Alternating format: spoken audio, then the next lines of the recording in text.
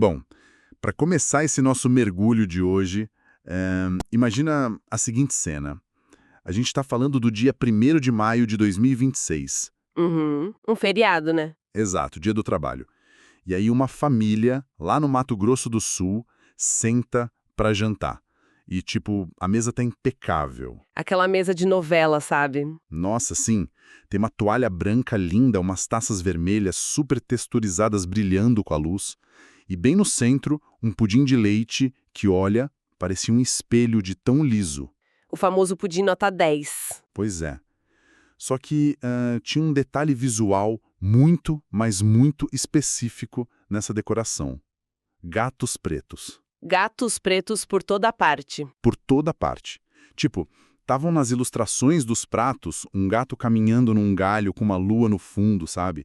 Estavam nos porta-guardanapos e tinha até uns gatinhos de cerâmica segurando paliteiro. E pra quem tá ouvindo, pode parecer só uma decoração excêntrica, né? Tipo, a pessoa gosta de gatos. Mas aí que tá o nosso foco de hoje. Exato. Esse visual, o gato preto, é literalmente a chave pra gente desempacotar a fundação de cidades inteiras. Caranga. E vamos combinar, a data também não foi aleatória, né? De jeito nenhum. O Dia do Trabalho carrega todo aquele peso institucional, histórico, mas naquele ambiente específico, na casa do Luiz Carlos e da Maria Aparecida, A Cidinha, né? Ou Vovó Preta, como chamam. isso, a vovó preta. Então, na casa deles, o feriado tinha um propósito muito claro, que era homenagear o que a família chama de trabalho profícuo. Trabalho profícuo? Exatamente. Que não é só bater ponto numa empresa, sabe? É aquele trabalho fértil, contínuo, aquele esforço que passa de geração para geração e constrói coisas que duram. E, nossa, quando a gente olha para os materiais desse jantar, para os registros que a gente tem, fica muito óbvio que esse conceito de trabalho contínuo está super vivo na própria anfitriã. Totalmente. Porque, assim, a vovó Preta não pegou o telefone e pediu um delivery para sexta-feira à noite. Longe disso. Ela idealizou e fez um cardápio que, olha, exige uma atenção brutal aos detalhes. A gente tem ali o arroz cuiabano com banana da terra. Que já é maravilhoso. Sim, tem a salada variada fresca e o temido soufflé de chuchu. Olha, o soufflé é o exemplo perfeito do que a gente está falando aqui. Porque é uma receita que não perdoa a pressa, né? Se vacilar, ele murcha. Exato. Se a temperatura do forno estiver errada, ou se você misturar a clara em neve sem a delicadeza certa, já era, desmorona. Exige paciência. Uhum. E para coroar, como você falou, a sobremesa que ela mesma dá nota 10, aquele pudim de leite lisinho. Sem um furinho sequer.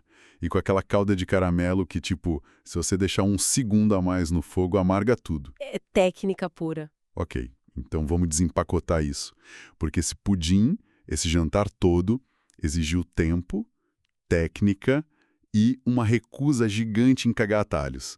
É quase uma curadoria de museu na cozinha. Nossa, que definição boa. Curadoria de museu. E a minha grande pergunta é, será que esse nível extremo de zelo na hospitalidade, sabe, de receber as pessoas, é uma herança direta da ética de trabalho dos pioneiros dessa família? Olha, o que é fascinante aqui é que sim, a conexão é direta. Quando a gente olha para a lista de convidados desse jantar, Vamos listar, porque a casa estava cheia. estava cheia. Tinha os anfitriões, né, a Cidinha e o Luiz, e aí os filhos, o Tiago, a Larissa, o filho do coração, o Pablo, Uhum. a cunhada Neide, os primos Thaís e Paulo Tadeu. Tinha a consogra, também a Cida Nogueira, o genro Ramão, a nora Fabiana. E as netas, a Sôfia, a Brenda e, um detalhe lindo, a pequena Ayla, A Ayla que ainda estava na barriga da mamãe Larissa, né? com previsão para nascer ali em julho. Exato. Então, quando a gente olha para esse grupo todo reunido, a gente está olhando para os herdeiros de um projeto de ocupação colossal no Estado. Essa família que adotou o apelido de Gato Preto. Que explica a decoração. Exatamente. Eles descendem do tronco tradicional dos Barbosa Martins. Tá, pera um pouco.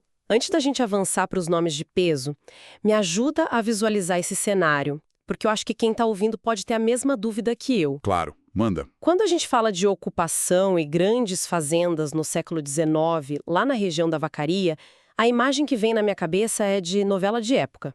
Ah, sei. Casarão, escravos, charretes. É, tipo umas cercas bem feitinhas, uma estrada de terra batida ligando a fazenda até uma vila charmosa, sabe? Era isso. Mas de jeito nenhum. Olha, a realidade ali era de um isolamento que a gente mal consegue conceber hoje. E um vazio logístico quase absoluto. Vazio total. Total. Para começar, a Vacaria original não era uma cidadezinha. Era uma imensidão territorial que ia mais ou menos de onde hoje é Campo Grande até o Vale do Rio Ivinhema. Caramba, é muita terra. É o sul do que era o antigo Mato Grosso, que hoje é o Mato Grosso do Sul. E, tipo, não tinha estrada de terra batida bonitinha, não tinha vila a cada 10 quilômetros. Uhum. O Estado, como provedor de ponte, segurança e estrada, simplesmente não existia ali. Era fronteira no sentido mais bruto e selvagem possível. Ou seja, você não comprava um lote e ligava para a prefeitura pedindo para asfaltar a rua. Não mesmo. Se você quisesse se instalar lá, você era a prefeitura. Você era a construtora, a polícia, tudo. Precisamente. E é aí que entra o Domingos Barbosa Martins. O original Gato Preto. Ele mesmo. O Domingos foi um dos grandes pioneiros. Ele instalou fazendas que, com o passar das décadas, deram origem a áreas inteiras de cidades que a gente conhece hoje, tipo Rio Brilhante. Uhum. Mas o impacto dele vai muito, mas muito além de só ter um pedaço gigante de terra. E aqui, confesso, é o ponto que mais me deixou intrigado lendo os materiais para esse mergulho. O quê? A parte das rotas? Isso, porque os textos descrevem o Domingos não só como um fazendeiro passivo, sabe? Fica parecendo que ele estava desenhando o Google Maps da época. Exatamente. O Google Maps e os postos de gasolina, tudo junto. Pois é, mas como que criar gado se transforma em, sei lá, infraestrutura logística? Porque para mim uma coisa é você criar uns bois ali no seu pasto, outra coisa é você virar o responsável pela malha viária de uma região gigantesca. Mas a questão é que era uma questão de sobrevivência econômica. Como assim? Pensa bem. O gado que era criado na vacaria precisava chegar nos abatedouros ou nos grandes mercados consumidores, certo? Certo. E não tinha caminhão. A única forma de fazer isso era a pé. As famosas comitivas. Ah, os peões tocando a boiada. Isso. Só que para movimentar milhares de cabeças de gado por centenas de quilômetros, num território que podia ser super hostil, essas tropas precisavam parar. Faz sentido, o bicho cansa, emagrece. Exato. Eles precisavam de água limpa, precisavam de um pasto bom para os animais recuperarem o peso, precisavam de segurança para não serem atacados e de suprimento para os próprios peões. Entendi. Então, espera. O Domingos percebeu que não era só sobre o gado dele. Ele sacou que quem controlasse esses oásis no meio do nada ia acabar controlando todo o fluxo da economia ali da região. Aí que tá a sacada genial. Fornecer pouso, água e pasto para essas rotas boiadeiras significa que a sua fazenda deixa de ser só uma fazenda, ela vira um hub. Um ponto de parada obrigatório. Obrigatório. E ao fazer isso, o fazendeiro passa a organizar a geografia em volta dele. Outros viajantes começam a usar essa mesma rota porque sabem que lá é seguro. Claro, se a boiada passa, eu também passo. Comerciantes menores começam a montar umas vendinhas perto da fazenda porque, tem fluxo de gente lá o tempo todo. E, de repente, tem uma vila. O que começa como um negócio agropecuário vai evoluindo organicamente para um núcleo urbano. O fazendeiro acaba atuando como o juiz das brigas locais, o cara que empresta dinheiro, o cara que garante a ordem. Ele literalmente funda o alicerce de uma cidade, porque a cidade nasce em volta dos serviços que ele montou para as vacas. É louco, né? É muito louco. Isso me lembra daquele detalhe incrível sobre a casa do Domingos, o sobrado. Ah, o sobrado de 1914. Sim, tipo, imagina um cenário. Quase tudo era provisório, rústico, de madeira. E o cara me ergue um sobrado enorme. É uma baita demonstração de força, de eu tô aqui e vou ficar. Com certeza. E o mais doido é que essa casa da família acabou virando a sede administrativa da cidade de Rio Brilhante. É a consolidação física dessa mistura entre o que é privado e o que é público. A casa da família era, sem tirar nem pôr, a sede do governo da cidade. Mas vem cá, pensando com a nossa cabeça de hoje, isso soa como um conflito de interesses colossal, né? Tipo, a sala de estar do fazendeiro é o escritório do prefeito. Ah, total. Se a gente olhar com os olhos do século XXI, é um absurdo administrativo. Uhum. Mas sociologicamente falando, na época da formação desses estados no interior do Brasil, No começo do século XX, simplesmente não existia essa separação. O Estado era muito fraco, né? Exato, o Estado só conseguia existir no interior se ele pegasse carona na infraestrutura que os grandes patriarcas já tinham construído. Faz todo sentido. A burocracia do governo não tinha dinheiro para erguer prédio, contratar funcionário público, mandar a polícia para vacaria, então o Estado se apoiava literalmente nas paredes do casarão dos Barbosa Martins. Caramba! E isso nos leva para uma curva muito impressionante dessa história. Porque de fazendeiros que abriam rotas e davam um apoio logístico, eles deram um salto natural para os degraus mais altos da política oficial. Sim, a transição do domínio da terra para a organização política oficial foi o passo seguinte dessa dinastia, digamos assim. E a gente não está falando de vereador de cidade pequena, não. Não, de jeito nenhum. O poder que antes era só influência de terra e gado passou a ditar as regras em assembleias, secretarias e palácios de governo. Uhum. E o primeiro grande marco dessa formalização foi o Vespasiano Barbosa Martins, médico, líder regional que assumiu um papel inquestionável ali. E ele foi meio que a ponta de lança, né? Porque depois dele, a lista de figurões políticos da família Gato Preto não para. É uma lista extensa. A gente está falando de nomes como Wilson Barbosa Martins, Plínio Barbosa Martins, Celina Martins de Alade, o Enio Martins. Tipo, não são só nomes de ruas ou escolas. Não mesmo. São políticos que basicamente definiram para onde o Mato Grosso do Sul ia caminhar por décadas.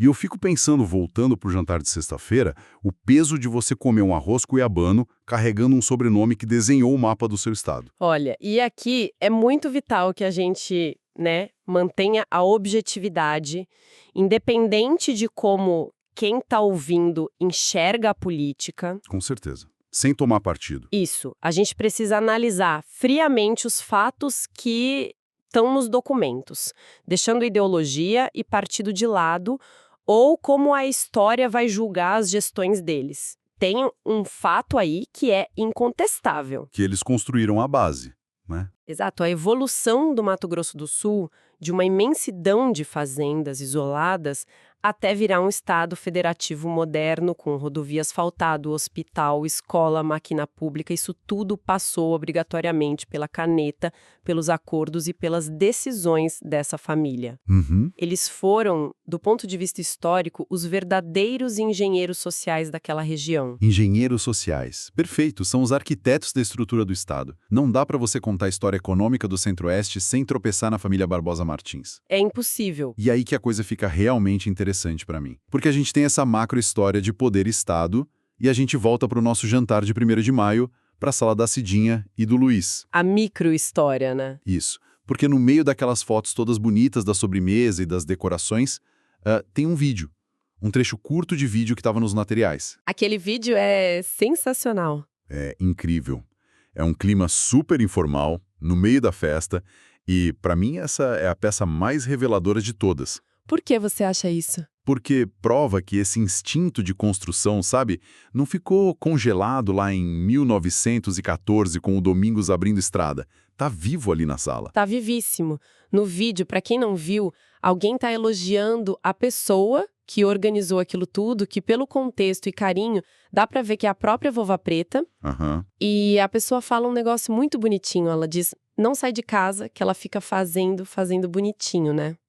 Lindo. Fazendo bonitinho.